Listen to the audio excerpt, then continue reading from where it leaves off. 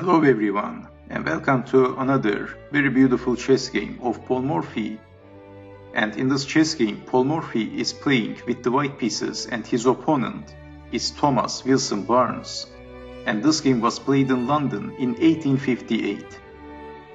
And Paul Morphy starts the game with playing e4, e5, bishop to c4. The bishop's opening by Paul Morphy. And usually Paul Morphy plays the Italian opening or maybe the King's Gambit, but this time he is playing a different opening, knight to f6, knight to f3, and black captures the pawn, knight takes on e4, and Paul Morphy played knight to c3, developing the knight, knight takes knight, d takes on c3, and then black is defending the pawn, f6. And black is a pawn up. Paul Morphy castled. Knight to c6, knight to h4, queen to e7. And Paul Morphy played knight to f5, attacking the queen. Queen to c5, bishop to b3, saving the bishop.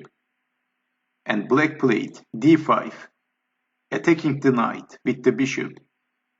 But Paul Morphy is not moving his knight, and he played bishop to e3, attacking the queen. Queen to a5, and then saving the knight, knight to h4. Bishop to e6, and Paul Morphy played queen to h5, let's check. And Thomas Wilson Barnes is simply defending with g6. But then Paul Morphy played a very aggressive move. He played knight takes on g6, sacrificing the knight.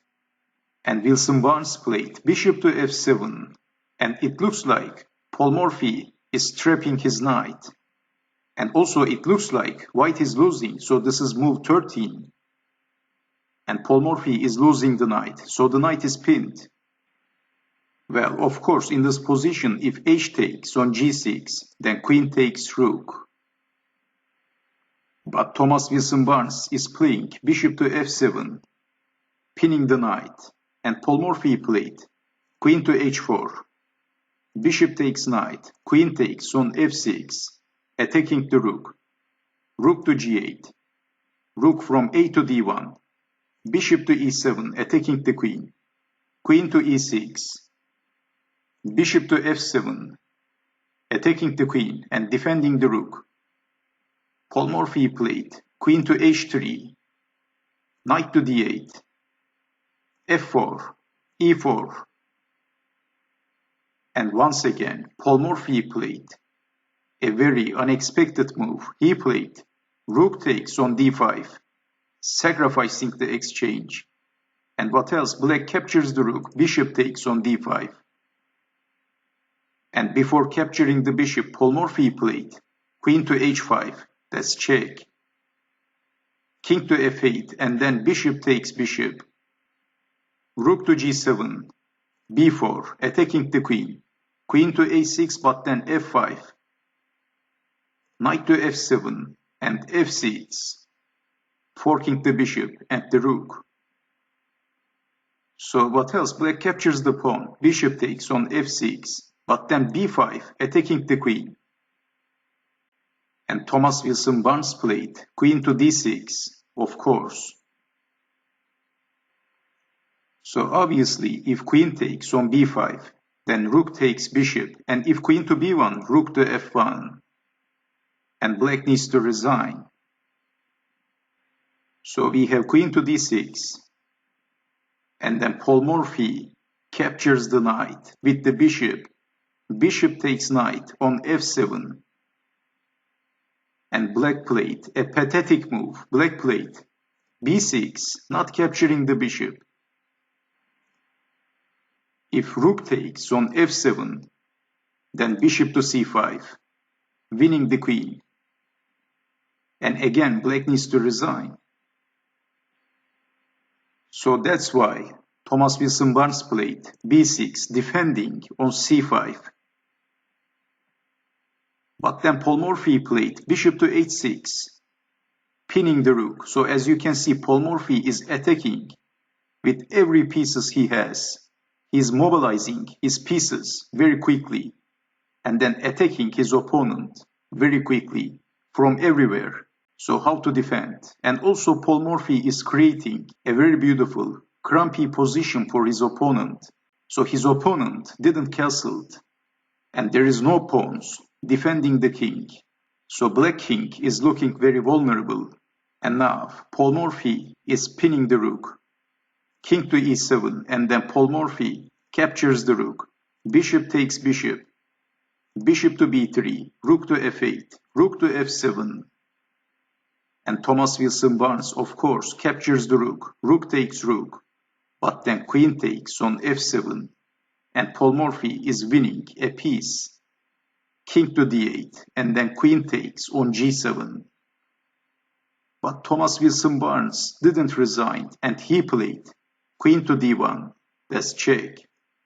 King to f2, queen to d2, king to g3, but then e3. And if Paul Morphy would be, let's say, a simple player, he could easily play queen to d4 and then exchanging the queens and then simply defending the pawn easily and then win the game in the end game. So white can easily defend the pawn. And as you can see, white has the bishop and this endgame is losing for black. But Paul Morphy has a better plan. He has a better idea. And that plan is checkmating the black king. So Paul Morphy solved the forced checkmate. That's why Paul Morphy is not exchanging the queens, and he played queen to f6, that's check, king to c8. And then Paul Morphy played bishop to e6, king to b7. Paul Morphy played the last move of the game, and after that move, black resigned.